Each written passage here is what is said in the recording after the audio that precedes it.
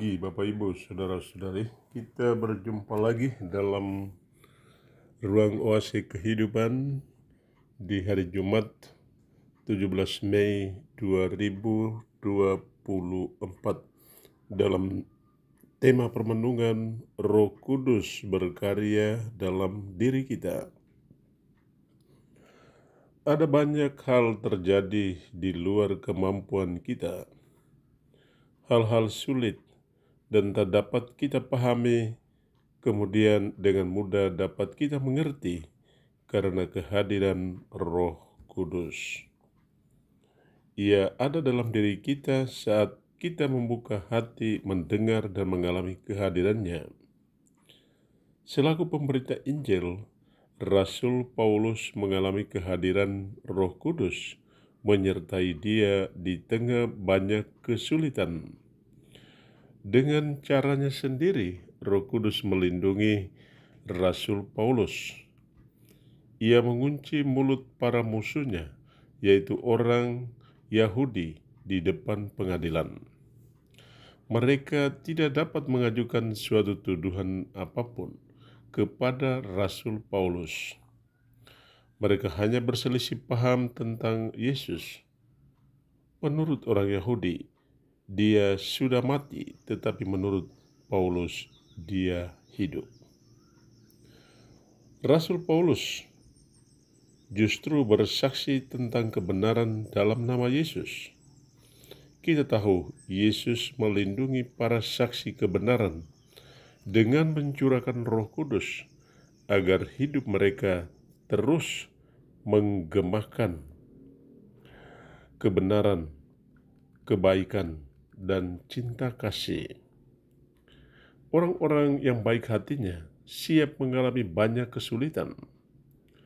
Namun kita belajar dari pengalaman Rasul Paulus, Roh Kudus akan berkarya dalam hati kita. Roh Kudus akan mengurai kesulitan-kesulitan menjadi jalan menuju kebaikan, kebenaran, keadilan, dan damai sejahtera. Bacalah Kisah Para Rasul bab 22 ayat 13b sampai 21. Dalam pengalaman macam apakah Roh Kudus mengurai persoalan hidup kita menjadi jalan kebaikan dan damai sejahtera? Pemazmur mengajak kita tidak lupa memuji Tuhan karena segala kebaikannya, kasih setianya tanpa batas atas orang yang takwa.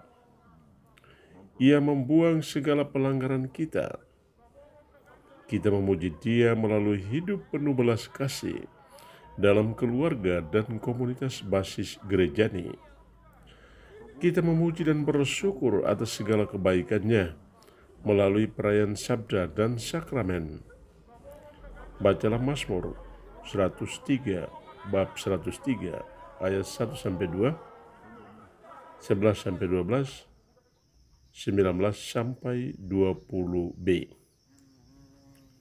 Apakah kita lupa memuji dan bersyukur kepada Tuhan atas segala kebaikannya? Rasul Petrus memuji dan bersyukur kepada Tuhan atas segala kebaikannya. Ia memuji, ia menjadi murid sangat spesial di mata Yesus. Kasih Yesus sungguh mengubah hidupnya menjadi gembala dan pemimpin pertama gereja Kristus. Sebuah kepercayaan istimewa karena ia telah melewati begitu banyak kesulitan. Roh Kudus telah mengurai banyak kesulitan dalam dirinya menjadi jalan menuju tugas mulia, gembala, dan pemimpin pertama gereja Yesus Kristus. Bacalah Yohanes bab 21 ayat 15 sampai 19.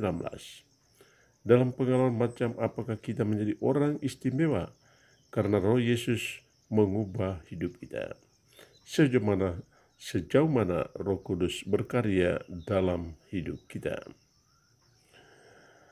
Selamat pagi, semoga saya menjumpai Anda kalian dalam keadaan sehat. Yang sedang sakit, semoga Allah menjamah dan menyembuhkan. yang sedang mengalami banyak kesulitan. Semoga Allah mengurai banyak kesulitan dalam hidup kita menjadi jalan menuju kebaikan.